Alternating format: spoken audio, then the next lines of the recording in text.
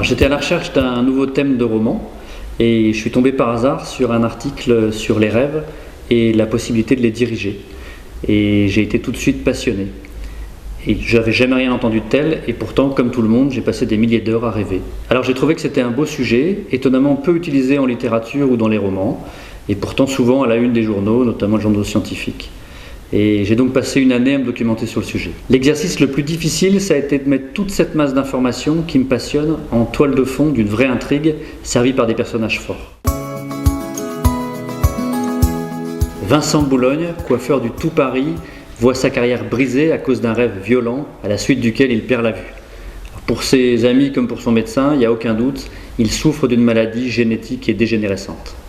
Il n'y croit pas une seconde, dans son esprit, il a perdu la vue suite à une agression extraordinaire, une agression en songe. Alors il va se documenter pour essayer de retrouver la piste de son agresseur sur les rêves et leurs possibilités. Il va découvrir l'un des plus grands secrets qui soit et se mettre en danger, lui comme ceux qu'il aime. Alors l'histoire se passe à Paris, et plus précisément à Montmartre, un endroit que j'adore à la fois pour sa beauté et son histoire. Vincent est accompagné de 3 personnages principaux. Marge, tout d'abord, la soixantaine, qui est son aide de vie dans tous les sens du terme. Elle lui apporte de la force, elle donne l'impulsion à l'histoire et elle lui apporte aussi beaucoup d'amour.